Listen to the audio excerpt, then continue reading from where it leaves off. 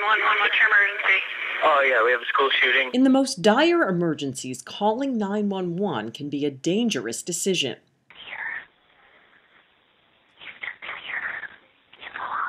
For college students hiding from a gunman at this deadly shooting in Seattle, and also in cases of domestic violence. Cordelia Pottinger-Walters knows firsthand. You need to be verbally saying something which you're going to be overheard. How do you get away with that? It's very difficult because usually abusers they're not too far behind. They're watching you. Cordelia's life now in the corporate world is a far cry from 27 years ago, when she was a young mother married to an abusive man who kidnapped and threatened their 3-month-old child. If texting ability was there then, I could probably have texted while he was there before he even left the house with my child. But decades later, little has changed. In an era where text messaging is possible with just about anyone, only 5% of the nation's emergency dispatch centers have the ability to receive texts made to 911. Evanston 911, where's your emergency? Evanston police were among the first in Illinois to adopt the technology. Since 70% of the 911 calls dispatchers answer here come from cell phones, handling texts was a natural next step. Information out of Chicago on that armed robbery. Perry Polinsky is communications coordinator for Evanston Police 911 Dispatch.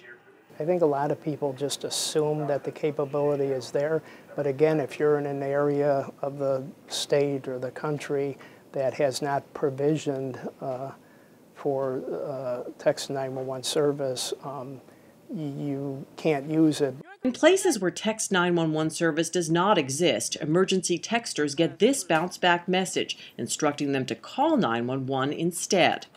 This map shows the patchwork of places in the greater Chicago area equipped to receive texts for help. Even in municipalities like this one with the capability to handle emergency text messages, the technology has its limits. Longtime dispatcher Rita Falk runs the Northwest Central Dispatch in Arlington Heights, handling police and fire calls for 11 suburban communities. They've answered emergency texts for nearly 2 years now. The phone call we usually get, if it's a landline, we get their address information. If it's a cell phone, we get their possibly GPS location. With a text message, the way the technology is right now, we don't get necessarily a great location on where they are. This is what dispatchers see when a text for help comes in. That person could be anywhere within that circle. It's actually a really large circle. We can try and zoom in, but it doesn't always pinpoint. That's the problem with texting, is that we really have no idea exactly where they are.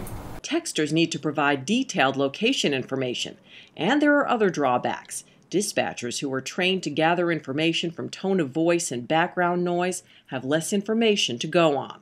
Stephanie Love Patterson runs Connection for Abused Women and Their Children. Her organization helps nearly 1,000 victims of domestic violence each year, providing shelter, counseling, even free cell phones that abused women are often reluctant to use. If the perpetrator hears her audibly calling out for help, that could put her in a lot of danger. And so for that reason, a lot of women won't use the phone. But what if he still hears me?